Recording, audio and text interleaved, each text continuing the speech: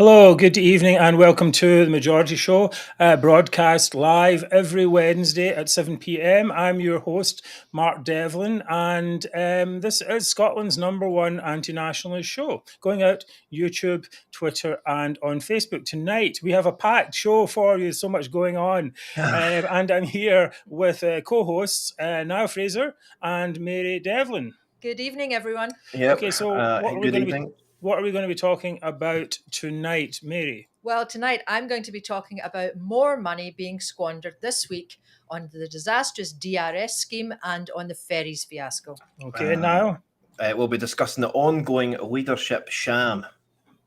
Well, I think we're all going to be discussing that. In fact, it's going to be a bit of an open discussion, and you're welcome to comment on that from wherever you are. And of course, we've got Zimmer of the Week coming up after that as well. And I'll be dealing with all your comments tonight. So as usual, please keep them short, and I'll try to get as many up on screen as I can. Thank you. Right, great. So we will see you back in just a moment.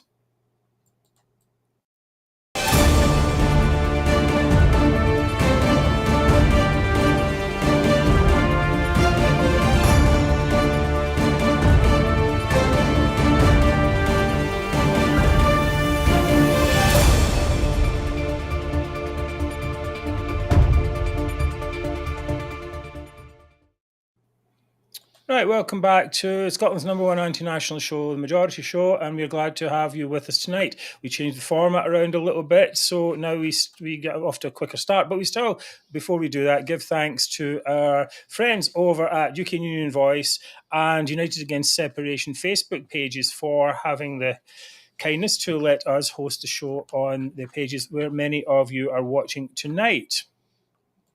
Yes, and please, wherever you are, thanks for all the messages saying welcome back, loving it. But wherever you are, please do like, share, comment. Every one of those helps the algorithm and gets us at the top of the pile, so more people see us. Yes, we need to be at the top of the pile. That's right. Well, thank you all for your messages coming in there. It's really great to hear from you all as well.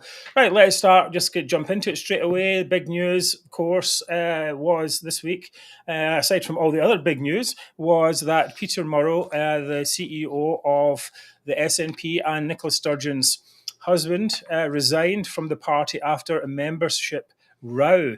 As you probably are aware, the Ash Regan and Kate Forbes and eventually Hamza Yousaf all wanted to have some clarity on how many members the SNP actually wanted and actually had, and the SNP didn't want to give that, and in fact they basically threw Murray Foote, who is their PR guy, under the bus.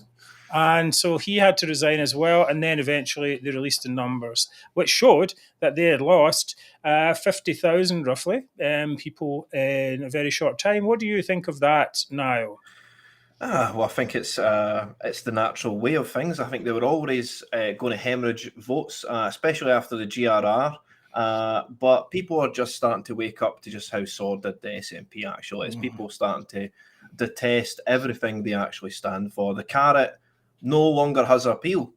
Is there any carrot anymore? There's the carrot is we can get independence, but Nicola Sturgeon made sure that isn't going to happen because she took the Supreme Court case and basically ran out of road. So you can see them pedaling back a little bit. Well, it doesn't. Are they? Which way are they pedaling? And they don't know if they're pedaling backwards or forwards, towards this idea of independence, because they don't know. None of the candidates know how to do that.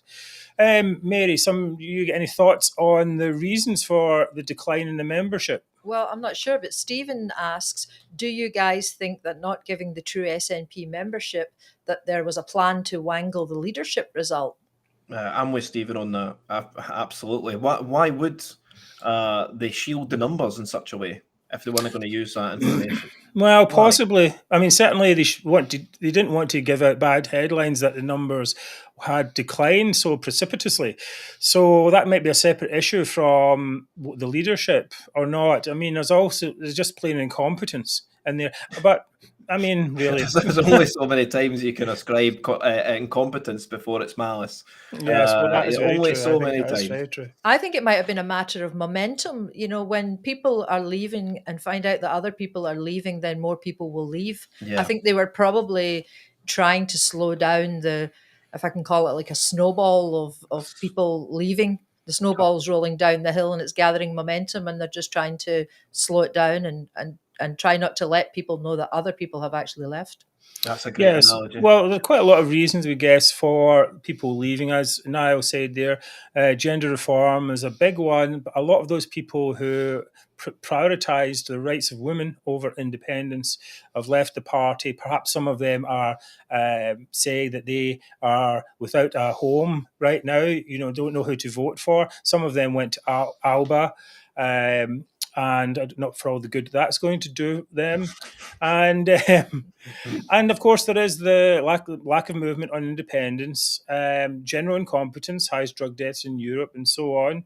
And these issues with constant, I think when people see a party is not particularly well run in a sense, or that's hiding things, then it does makes them a bit leery, perhaps. And not to mention the sex scandals, which is one of your favourite topics there. Oh, yes, of course. And it's funny, I mean, just later on this week, was it John Nicholson pointing the finger at Kate Forbes, saying she was a sex-crazed religious fundamentalist, when right around them, we've got the Patrick Grady scandal, we've got the Derek Mackay scandal, we've got, was it Patricia Gibson? I mean, the list goes on.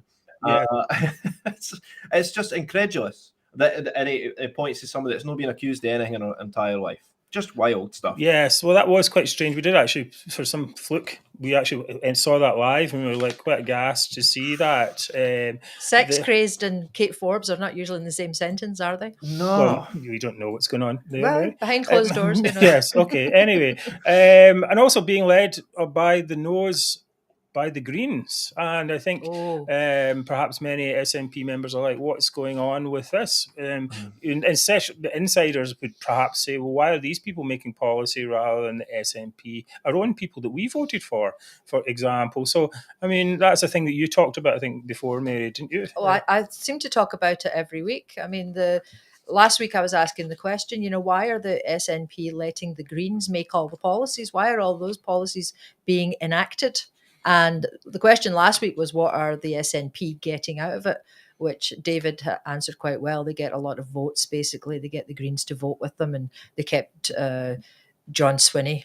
They voted for his vote of no confidence. Yes. So, yeah. But, we've got every week I report, and actually I'll be doing it again tonight, reporting about crazy green schemes like DRS and stuff that they're involved in. I think people might imagine you've joined a party. Let's say, I mean, any party, and then these interests come in and they start doing all the policies, and you're like, well, this isn't what I signed up for. I signed up for independence. I didn't sign up for this crazy Lorna Slater standing up in the Parliament every day and harassing us with a bottle scheme and having to defend that. That's the thing. People they're like, why am I defending this? That's not really my issue. It's a green issue. That's nothing to do with us. And they're tied with these kind of nuttery, and I think it's not appealing for certainly centrist SNP voters to be tied up in that type of stuff.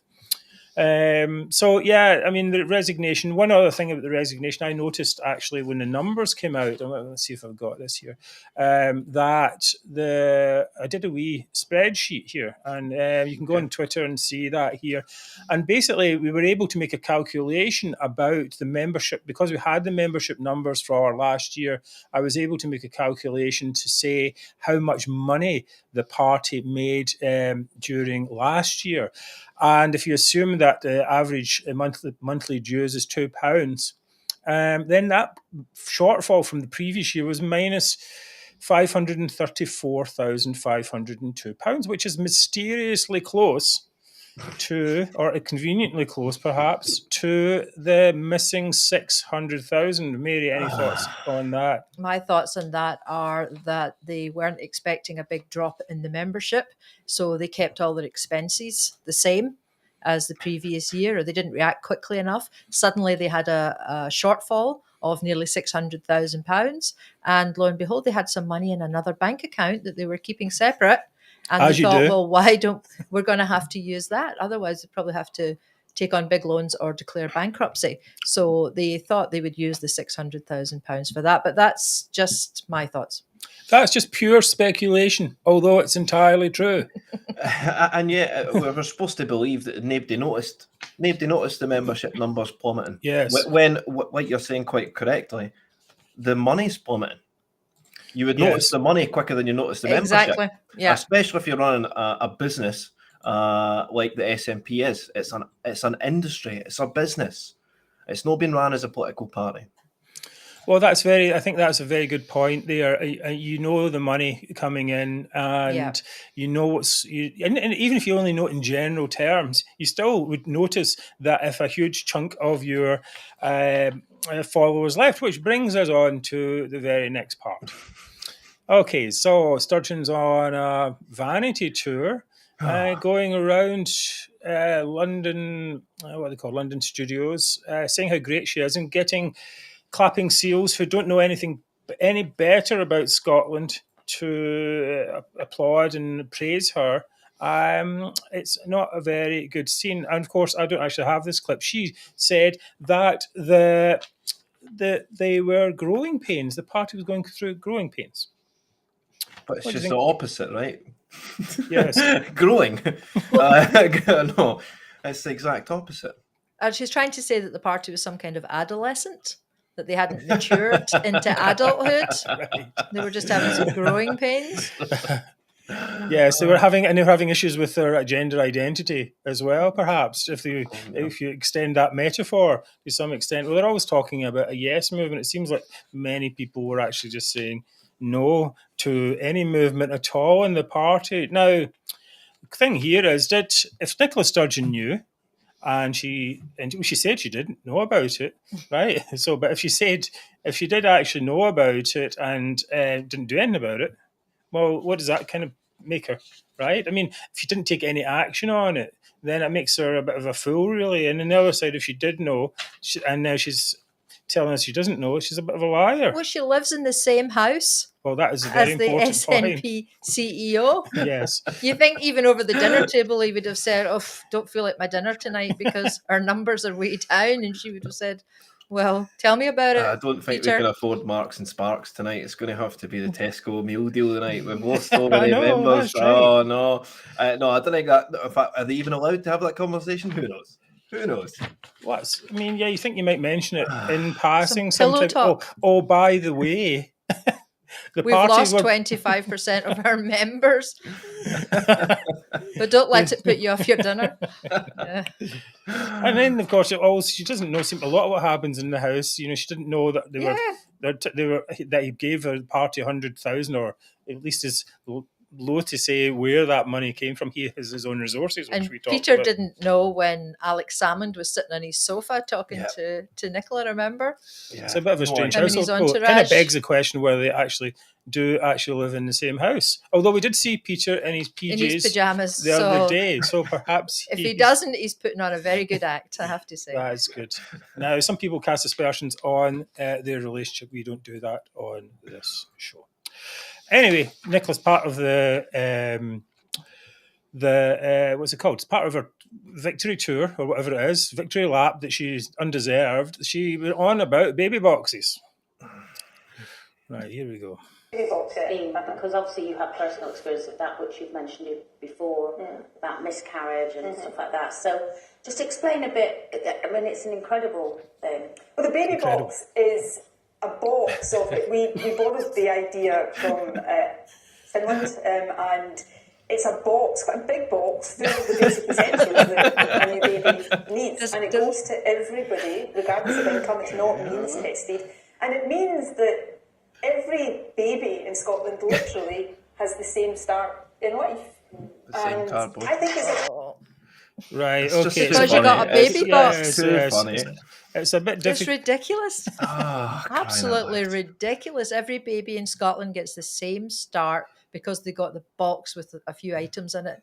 And everything will be, they won't be able to use it after like 3 months. So by the time you get to 3 months, then you don't have the same star as every other.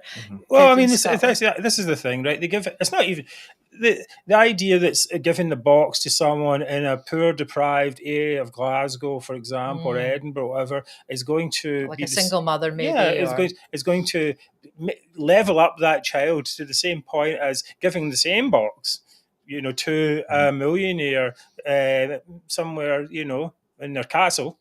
In Newton Mearns. I mean, I don't know many castles there are in Newton Mearns, but I was thinking of a wealthy area. Right, yes, well, okay, but yeah, for example, why that's not leveling up. That's giving two people the same thing, and then giving a millionaire a boost up as well. That's a bit daft, if you ask me. I don't know. It seems a bit odd to me. If it came with heating and food, it might help. But someone said on Twitter there, well, wouldn't the people be better just to give people the money? Give them the but money. These things are not about giving people stuff. No. They're about the whole organisation around it. How many people are involved in deciding what's in the box, and that increases the payroll vote, and they're out there making work for each other and congratulating themselves and saying we're solving poverty and all this, when in fact the best way to solve poverty would be to cut all those jobs, give the people the money directly. Before we move on as well, where do the baby boxes end up? Well, they end up in charity boxes, yes. in charity shops. And in fact, a lot of charity shops refuse to take them anymore. Oh, really? Because that's where they end up. Yeah. So, I mean, it really is just ridiculous. And if that is Sturgeon's legacy over an entire political career, then Jesus. Well, let's talk a little bit about that legacy. I mean, she's down there saying, here's the baby box. This is the thing. We have...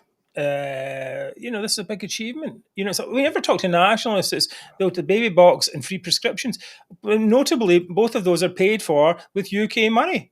So they don't say, well, UK is doing really good for us. They go, Nicola Sturgeon's great for doing the baby box. You're like, wait a minute.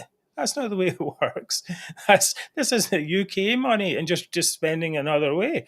So, I mean, what is our actual real achievements were stopping independence stone dead, by going to the Supreme Court, not getting any of our bills through, the gender reform bill, and hopefully this deposit return scheme will be stopped. The other ones, the only one that's managed to get through, I think, is this hate crimes bill, and that's probably going to get binned as well. And she had to bring in, as we said earlier on, she had to bring in the Greens because they don't have any ideas of their own. And then she's managed to get most movement in Scotland to completely hate her, including J.K. Rowling. Yeah. So, I mean, is that achievements? I don't know if that's really a big list of achievements. Yet she's down there talking to people who don't have a effing clue about what's actually going on up here.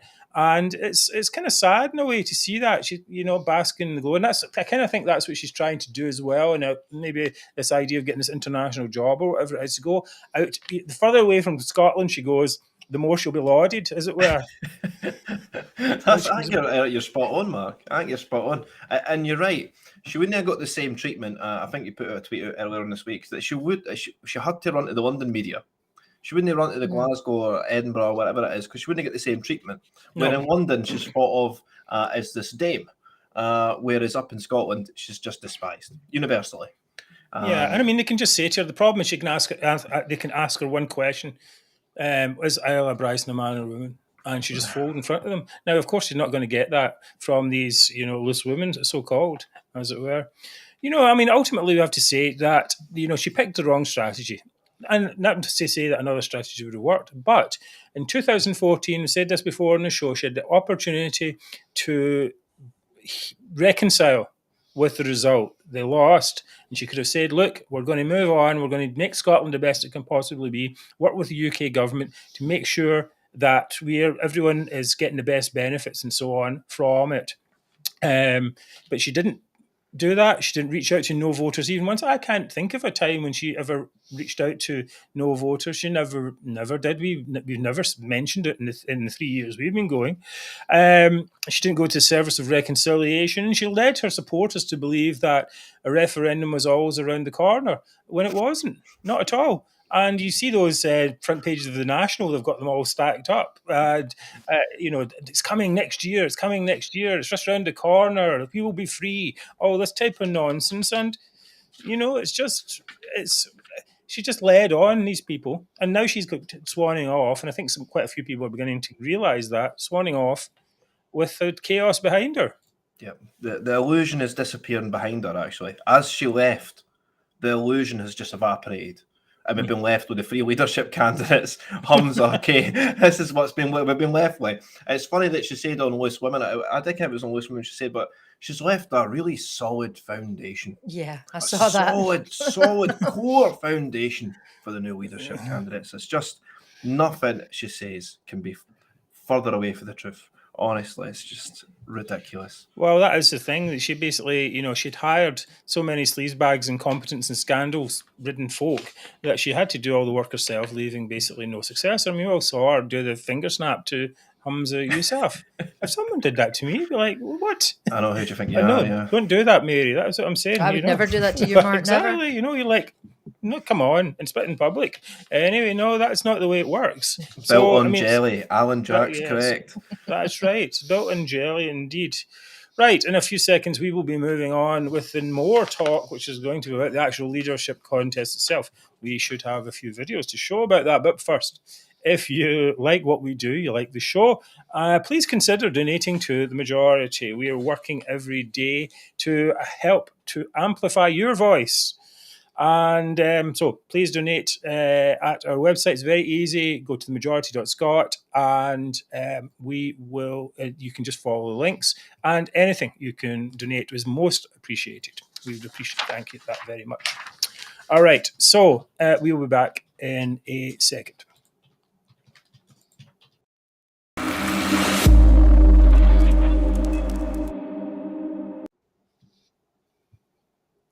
Right, okay.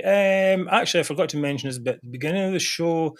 The other day, I was on Talk TV, with Julia HartleyBrewer. I'm just going to try and get the clip up here. We can have a wee look at it. Yeah, here we go. Open. All right.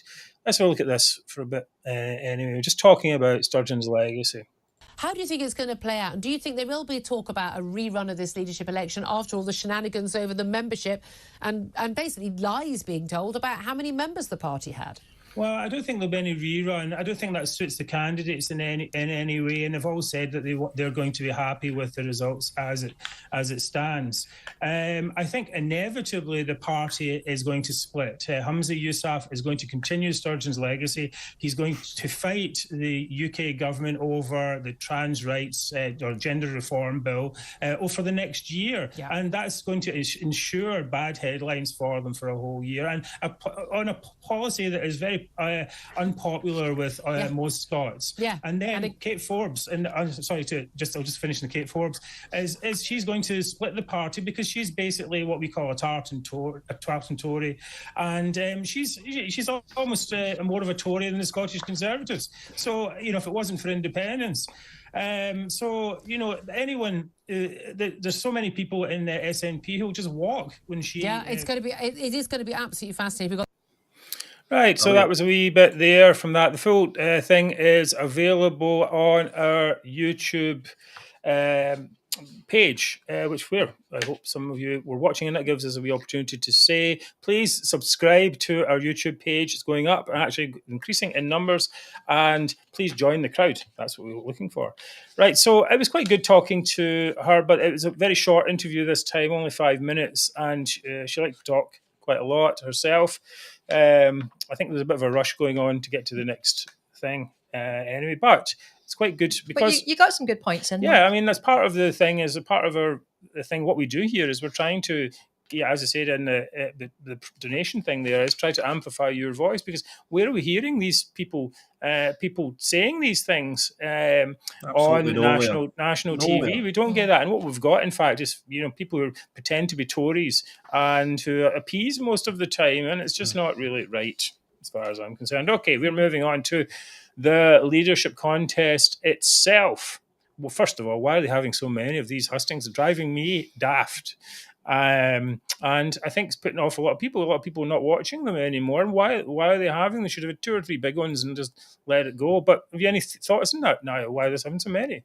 I don't know. I just like you, I'm puzzled as to how they're having so many, especially given that after the first couple, we just grew to understand that every one they have causes more damage to the SNP. Yes. So, I mean, if you're SNP hierarchy or the leadership, you're saying cancel the rest of them, Finish them exactly. all. We're not doing any more, because every time you open your mouth, you're doing damage to the cause, especially you, Hamza. Just pipe down and sit in the corner, snap your fingers. No. Chief Mammy said no.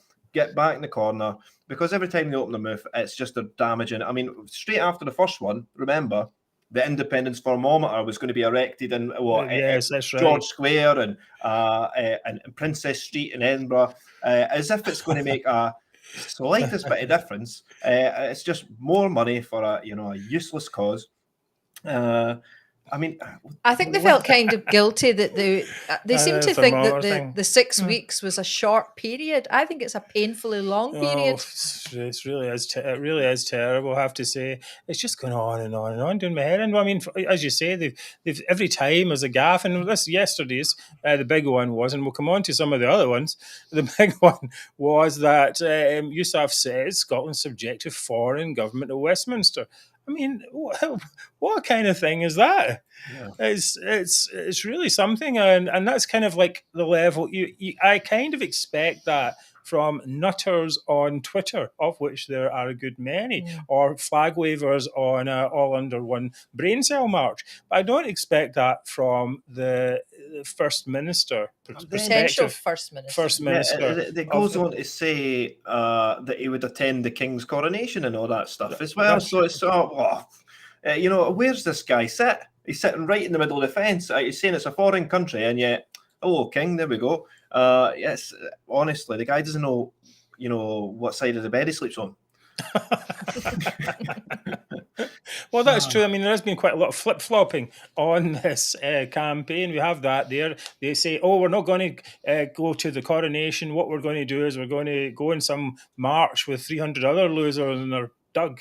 So and we're going to keep the Stone of Scone. We're not handing it over. And now and then Kate Forbes flip-flopping all over the place. More flip-flops in a fish shop, in a Florida beach. All right, so let's have a look at some of these clips. Where do we go? Oh, geez. Then there was this. Let's put the one up you want to talk about first of all, but public opinion. Okay. Right, okay, let's get that in. Is that what we're supposed to talk about now? Okay. If you want to go, on you go. Sure. Okay. All right. So this is one you thought was quite important, Niall. So let's get very strong message that we will not stand by while they veto legislation passed by the majority. Passed by the majority, but not supported by the majority of the Scottish public. Well, look. Oops, not like you and I are both minorities in this country. We've had to fight for our rights from. Yeah, it's a bit flaky. There's something up with day one. That, in leadership terms, means that sometimes you have to try to take the public with you on the journey.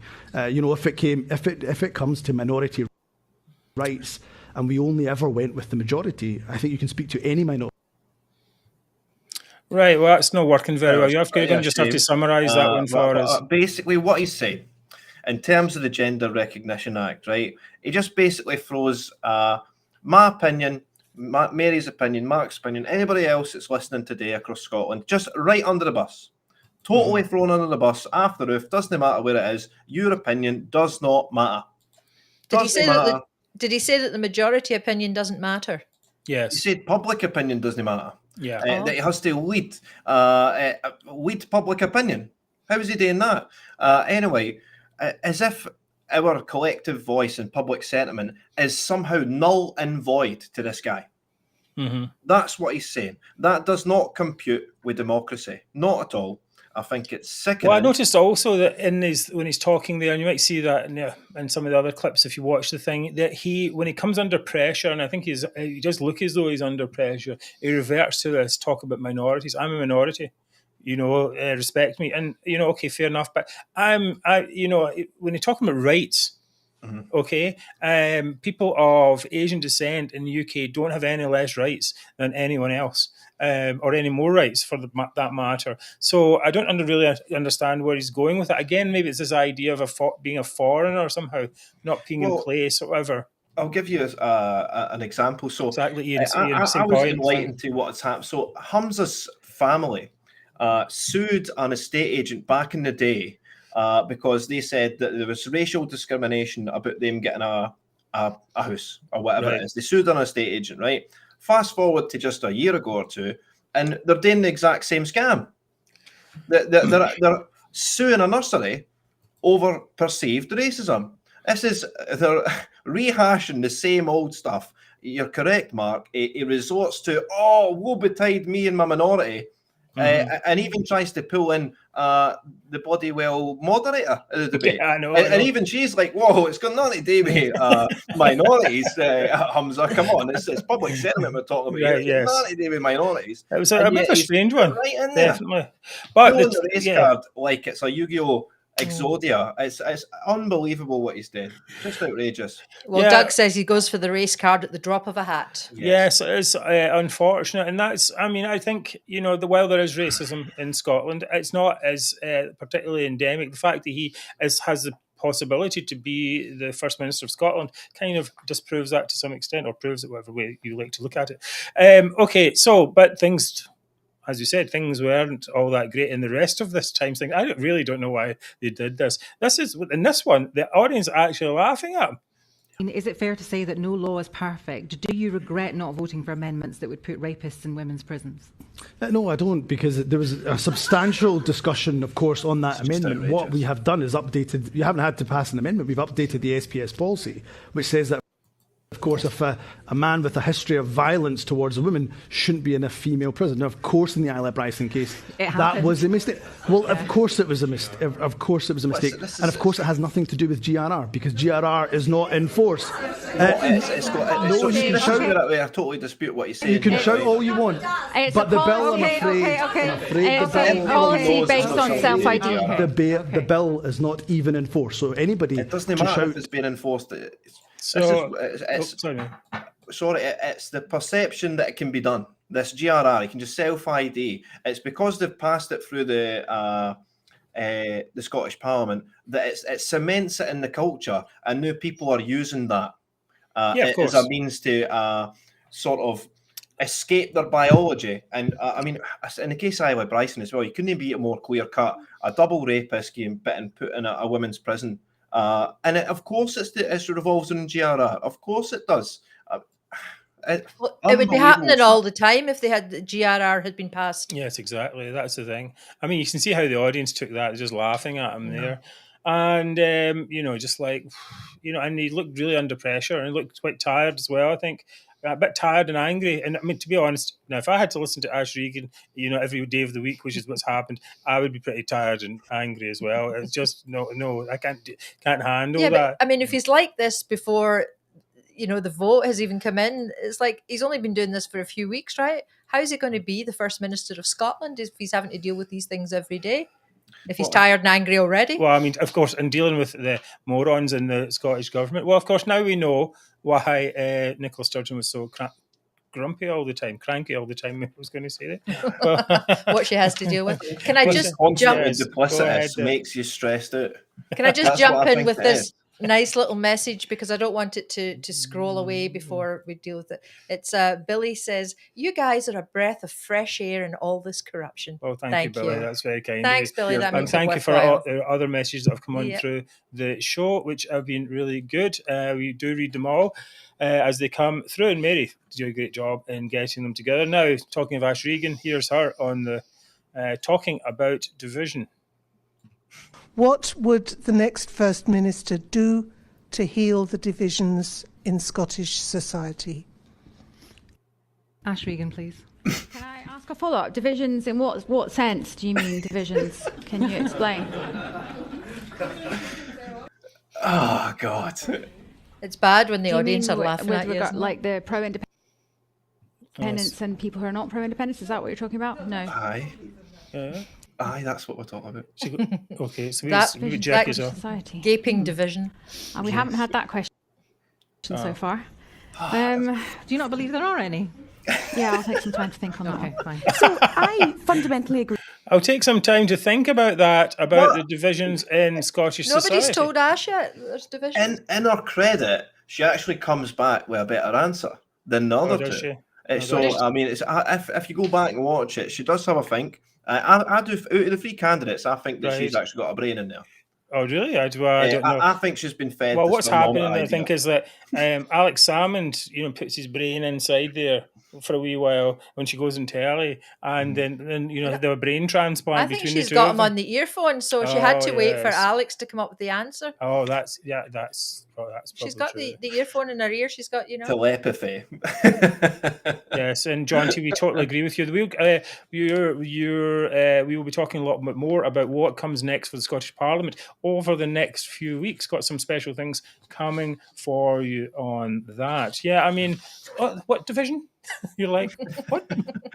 What planet does she live on? Exactly. You know, That's I mean, and planet does it's she like live on? you can choose your levels of division. You know, it's political division, sectarian division, all kinds of stuff. yeah. Just, you All know, the shots. take your pick, as it were. Now, some people have said that they should have an election instead. What do you think about that, Niall?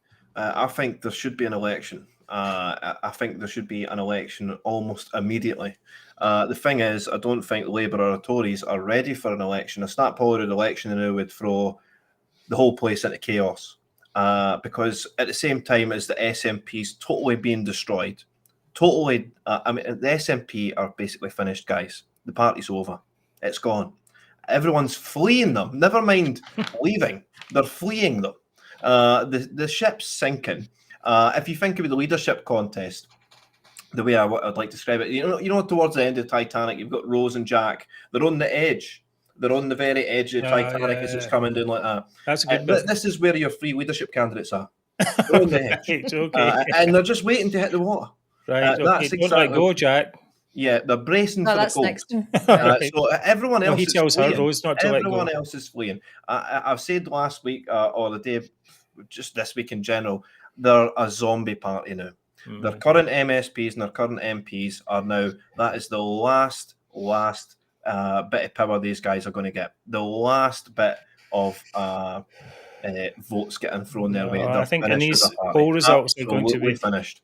I think it's a disaster. However, I do have a different opinion, which is that I don't think there should be an election. I think they need to crumble further. I think if an election would give them the chance to stop their circular firing squad and point their guns somewhere else. So against the bad Tories or Labour and so on, we need to keep them firing as much as possible on each other. And to some extent, there's an argument for Labour and the Conservatives just to stand back. You know, just to sort of to balance that out, Mark. What I would say to the Labour Party, if Douglas Ross and Anna Sarwar were sitting in front of me now, I'd be telling them the same thing. This is your golden opportunity to steal away all this SNP voter share. Absolutely steal it away because they're dying. I said in a space a week ago that Douglas Ross and Annis are already circling the corpse of the SNP, waiting to go and pick it apart. Because this is the way they should be viewing it, is that it's an opportunity. This is an opportunity. Oh, yes, of course, a huge opportunity. Okay, we'll finish this section up with, we've already been talking about the SNP being dead. I think one of the things is that nationalists, up until now, have been able to promote two real myths. One, and this is quite an important one, is that independence is inevitable. And the inevitability of independence, and that has gone. So now when people think it's not inevitable, the dream is dead, or at least the dream is 15 years away, people are like, I'm not going to wait 15 years for that. So that is a big change. And of course, Sturgeon is completely responsible for that. And the other one, I think, is the big myth. And this is the thing that perhaps Anna Sarwar, Douglas Ross, anyone in opposing parties, including ourselves and activists and so on, have to say is that the SNP have been really great at saying that they're the ones that care for Scotland. And in fact, you know, they don't care for Scotland any bit more than less than we do. Look at the mess we're in. Let's look at the mess. Let's look at the results of their care, right? Yeah. They've left the country in an absolute disaster. So again, this myth that they care more is not good at all. It's gone. Just to take it back to the debate last night and what you're saying about caring, Mark, the moderator opened up with a question and opened up with the statistic that 17 out of the 20 worst life expectancy areas are in Scotland. 70 across the UK, 17 out of 20. And the 7 on the bottom are all in Glasgow. And every single one of them said, look at the Tories, it's their fault. And Glasgow How votes can it SNP. possibly be their fault? It does not compute. Nobody believes it anymore. And for none of them to have the humility to say, well, actually, maybe we played a part in that. I know. It's But the thing is, over you can fill some of the voters some of the time and so on, but you can't fill all the voters all the time. And the voters are now thinking, no, this isn't the way to be doing things. And there is a reckoning to be had at the ballot box that will come up. Coming up, Mary, thank you for that, Niall. Mary's going to give us some updates on how our money is being squandered on DRS and ferries. So we'll be back in a second.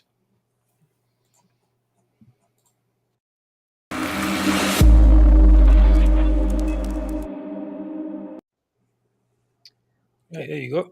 Well, just a couple of updates on ongoing issues that we've been following on the show and how your tax money is being squandered this week, because it happens every week.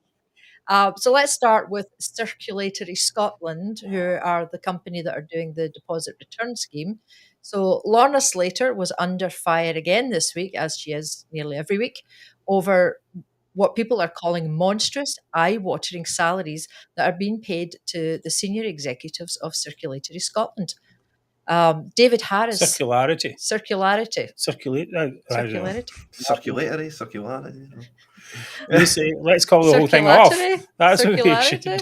I don't know. I can't even pronounce it. Anyway, David Harris, who's the CEO, guess how much he's getting paid, guys? Well, there it is. There, Paul's just told us. 300,000 £300,000 a year for that job, which is nearly double Nicola Sturgeon's salary. And to give her due, she's supposed to be running the whole of Scotland. Well, they're hiring people as though they're consultants. I think I was thinking about this, and that's the kind of salary you might give to a consultant. You know, if you get their hourly rate, and then you keep doing that. But when you hire someone for a full-time job, you do not need to do that. I will do that job for 250,000. Takes us back money well spent. And I could probably do it just as well. Well, I mean, it's nice if you can get it, isn't it? It takes you back to the turnaround director at Ferguson Marine that had no incentive to turn it around because he's on £2,000 a day. Yeah. The longer it takes, the better. Yeah. Oh, yes, it's right. Well, basically, it's this guy. He's getting paid this exorbitant sum. And the rest of the board as well. They add up to £367,000 a year. They're all getting paid £50,000, £60,000, £70,000. It's ridiculous. Yeah, it's crazy. So basically, some people are now asking, these small producers, they're supposed to be signing up for this scheme when they can see that they're just being ripped off. Because they're paying for it, right? They're paying for it. So this is where their money's going. And so as well as the salaries that they're having to pay for, these excessive salaries, this company, apparently because they've got the Scottish contract, they're in line to maybe get the other contracts in the UK, England and Wales and everything when they come on board. So this is basically their kind of practice, I suppose, for when those ones come on, and I think it's 2025. Yeah, well, I think after this, the disaster of this scheme, it seems likely that the UK government will have might have to pause changes. And think about it. I mean, none of the candidates for the leadership contest in Scotland are up for it anyway, but the whole thing is still rolling ahead. People are still being paid these excessive salaries. And this week, Lorna Slater once again was asked a very direct question in Holyrood, and she refused to answer. She was asked, when did you find out that these were the kind of salaries that were being paid? And she totally avoided the question again. So I think people are getting pretty angry that she's not answering the questions that she's being asked. I mean, what is the point of having, Holyrood and asking the questions if you're not getting answers? So as if that wasn't bad enough, that's one way that our money's being squandered. More on the ferries fiasco. Did you know that almost half of Scotland's large ferries are out of action? Have you got that headline? Yes, it's no surprise, really, I have to say, There it is there. The repair yard is so full of CalMac vessels that the ferries are actually being berthed in other places as well, waiting for space to open up. Basically, most of them are in need of repair and they're off the water, which is ridiculous. And the two ferries at Ferguson Marine won't be ready for the summer like they were supposed to be.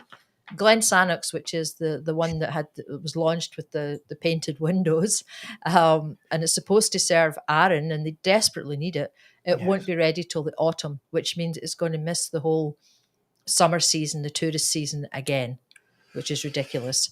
And the other boat, which was supposed to be ready before next summer, it's going to miss next summer. It's supposed to be Is that one actually in the autumn. being built? I thought it was just a hulk. I don't know. I I heard see the summer trade and the tourism to Arran. I think it's worth 60 million a year to the local economy. It's absolutely integral to the way that Arran operates. I think it's criminal what's going on here. Well, perhaps it is. I would say it should be criminal because all the people that are suffering. And all the businesses and you know, well, with all the wastage, somebody calculated it. We could have gave every resident on Arran 75 grand each to buy their own boat. That would have solved the problem straight away, guys. You could go back and forward. Or some of them could have put in some money together, they right? Could probably put a bridge across, maybe even for a bridge tunnel. You know, I mean, somehow somebody could manage that. I guess it's really shocking. But anyway, the Scottish government's answer to try and help alleviate some of this problem is that they have just hired a boat for £1 million a month. So for 9 months that this boat's going to be running, they're going to pay £9 million. Now, it only costs £14 million to buy a new boat.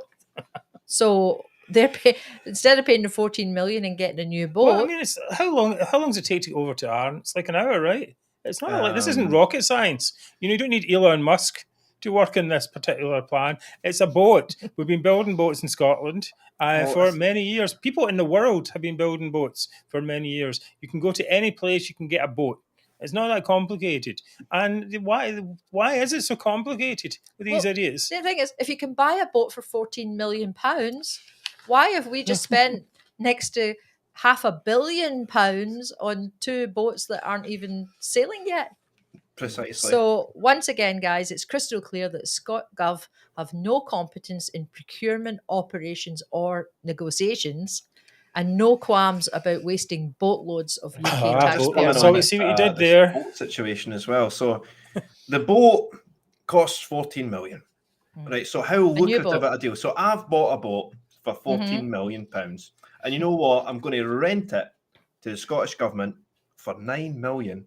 Well, for £1 million a month, right? So I've just got 75% of my money back on the boat in 9 months, and it's still mine. You can rent it again next year when they need it again next year. It's absolutely ludicrous. Catherine puts it. It's not boat science. Yes, I mean that is. Yes, it's just ridiculous. It really is. Mark is lost for words. I mean, you just think why, and because we know this is because toxic nationalism puts the priorities on elsewhere and lets incompetence rise into government. And this is what we're seeing. We're seeing the end effects, or not even the end effects. We're seeing the ongoing effects of incompetence who are hired simply because they were able to say, "Oh yes, we'll get you independence," and on no other thing. Are you actually a competent guy at doing something? No, as Mary said last week and the week before, I think if they wanted to be, if SNP were interested, if SNP members were interested in competence, they wouldn't be part of the SNP. They wouldn't be SNP members, right? So. That's the thing. So it's not about competence in government. It's about this whole other thing, fairy dust and unicorns. And they might as well call them the SS unicorns for because that's what they are, really. Anyway, okay, very good. Coming up, it's the moment we've all been waiting for. It will be Zimmer of the Week. But first, there are a few things you can do to support the majority. You can make a donation. We already mentioned that. And if you can do that, that would really be helpful for us monthly or one time. You can buy a T-shirt or mug. You'll see that we are wearing these other ones. This is the I don't know, some kind of green. And it's quite nice here. It's more blue, actually. It's blue. Yeah. Teal. That's what we're looking for. Yeah. So you can get them at the shop, and please subscribe to the show on YouTube. And if you can, tell all your friends about us, because that makes us happy. That's what it says here, and it does. Mark, a couple of people are bringing up the fact that there's supposed to be, I don't even know if you know, but there's supposed to be a clap for Nicola on Monday night. I think is that real? I thought that was a joke. Not real. Not real. Don't fall for it. They're trying to organise it. Don't fall for it. It's another part. See the parody. It's the same parody account that all the SNP MPs were retweeting when they said, "Oh, thank God for the new 5,000 members. to the SNP. It's the same parody account. Don't fall for it. Right. But it's a big boo for Nicola on the day. Oh, We're turning it anyway. We're going to boo her. We should definitely organise boo. that. A big boo. A big boo. The boo for boo for Nicola. The big boo. And I mean, why not? You know, Exactly. why not? Let's maybe mention it. So let's maybe get that organised. Okay, so coming up it is Zimmer of the Week. If I can find the thing, I'm way off track here. All right, here it comes.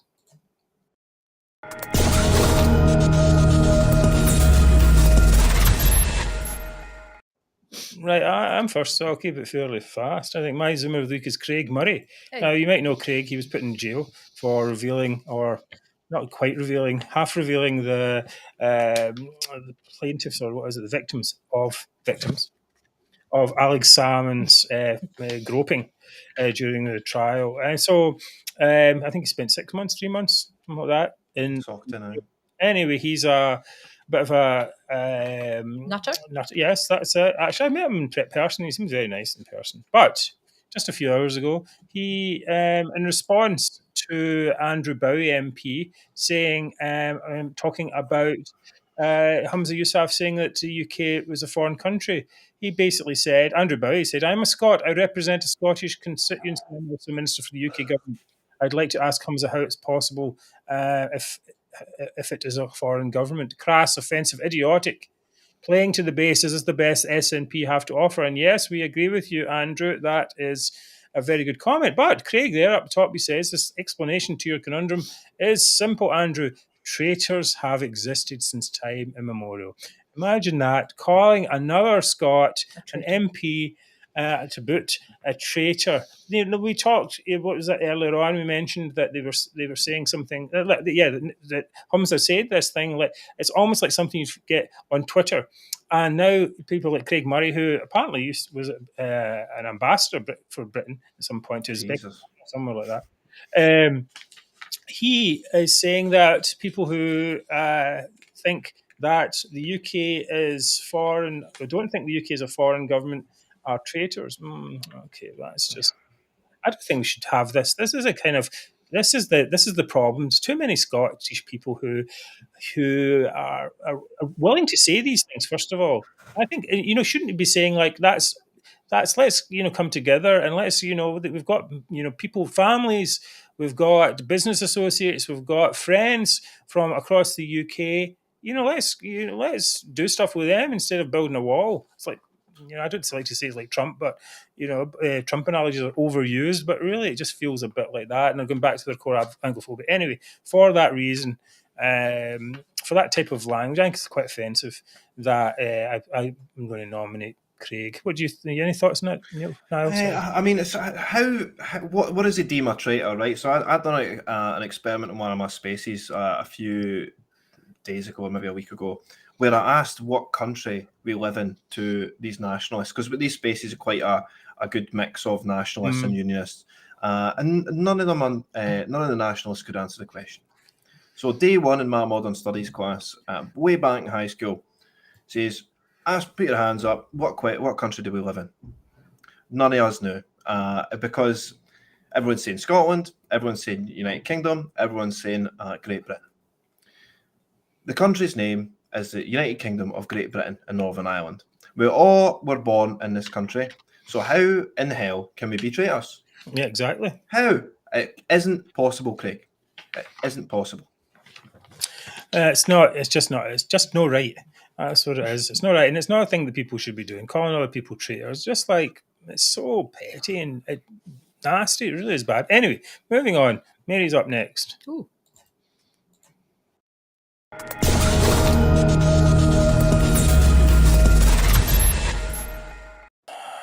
Right, well, my Zimmer of the Week goes to the joyless Joes at ScotGov, who are always looking for ways to take the joy out of our lives.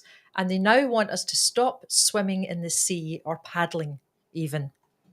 I don't know if you guys have heard, but they're planning to create, at ScotGov, there's people who actually sit there and they are planning to make these sea conservation zones where 10% of Scotland's seas would become highly protected marine areas. So what this would mean would be that fishing, including the even catch and release, angling, the seaweed harvesting and shellfish gathering would be banned, and that would harm an awful lot of like small communities and people who live in remote areas. But it goes even further than that. They're trying to carefully manage activities such as swimming, windsurfing, snorkeling, scuba diving, and even wildlife watching. So what they're proposing is that they have a permit system enforceable with penalties, and permits would be issued on a case-by-case basis. Oh, yeah, if you're pals with Nicola or Exactly. Nicola's pals, you can No, get of to course. swim in the beach. If you know the right people, you can have a paddle. Or you get a fishing license. I don't know, but I mean, I actually think that there are people who are just sitting around in ScotGov, and their job is they're thinking, what are people, what could people possibly be enjoying? What freedoms can we eliminate today? There have always been people like that, though, in government. It just seems that a lot of them are attracted to the Greens and the SNP.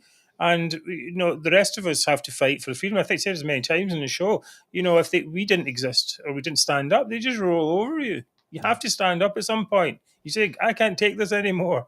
I want to paddle. Whatever we paddle.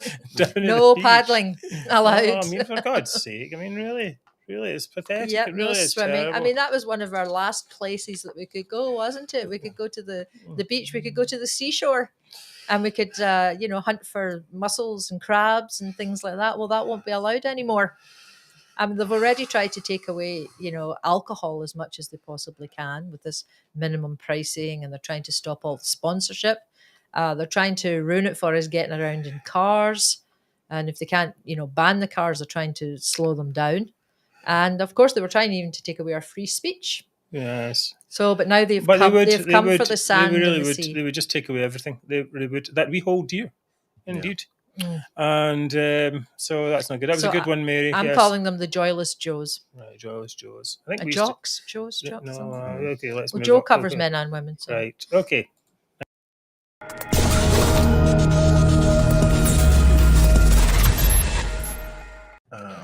Right, okay. Sorry, Niall. Right. Sure. Right, I don't know if you could bring that clip up again with Hamza, just in case it works this time. But in the No, it interim, won't work. my Zoomer this week is Hamza useless.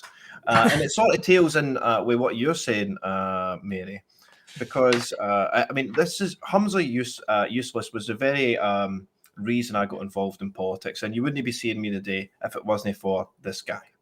And I'm going to try to dig out the original letter that I sent it that started this whole politics off. And this hated hate crime bill. The man is a walking calamity, folks. A walking calamity. He's like a bomb scare in a person.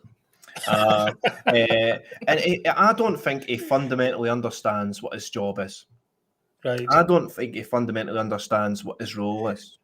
And I think he should be removed from government almost as a... You mean his role at health or his role? No, his role as a public servant. His Oh. role as a public servant. He does not know that he's supposed to serve the public. This is what we're getting at with how it's going to tail in with you, Mary. Because with the clip, it shows that public opinion does not matter to him. And it's agenda-driven, what he's doing. And this is where it tails in with you, Mary, is because this agenda-driven to take away our freedoms like that. It's no public sentiment-driven, is it, hell? Of course it isn't. Where people want to just get along with our lives like normal. Less red tape, not more. And yet... He tried to take away our free speech. I mean, that's probably about the worst thing that they've tried to take away, isn't it? Yes. And they still can't implement that because it's unworkable. They still can't. They still can't implement this hate crime bill because it simply is unworkable. What, they're going to put a microphone in every house? Stop giving them ideas. Don't listen. They're looking for ideas, so don't give them any. Yes, right. Okay. So we're almost up in time. So Niall, you get to decide. I get to decide. Well, actually, I'm going to go with Mary this week. Really? Because, so is it Mary? Congratulations, because it is the Joyless Joes. At ScotGov that want to strip away our freedoms. Obviously, Hamza's just a sort of a figurehead of that, but it's the collective. So, Mary, well done. Killjoys. Well done, Mary. Very good. Thank you. Right. Okay. So we're just going to do the wrap up. now, well, thank you for being with us on the show tonight. And thank you for all your comments. I'm going to leave you with the thought of the week, which is a shout out to all the commentators who've somehow just only realised how awful the SNP are. Well, I mean, we don't like to say, we told you so, but we told you so many, many times, as if the traits of nationalism were somehow unknown. Oh, the SNP, Nationalist Party, I've just discovered they suffer from centralisation, authoritarianism, leader worship, grievance, groupthink, censorship, divisiveness, greed, power grabs, and incompetence. Who would ever have thought that? Didn't see it coming, did No, we? No. really, for God's sake. Fantastic Anyway, show, someone folks, should and it's award been them. great to be back. Thank you all for watching us tonight. It's been our pleasure. We will see you again next Wednesday, same time. Please tell your friends. And seriously, guys, you do a great job. Thank you, Catherine. That's very kind of you. We will see you. We will see you soon. Take care. Good night. Thank you. Good night, everyone.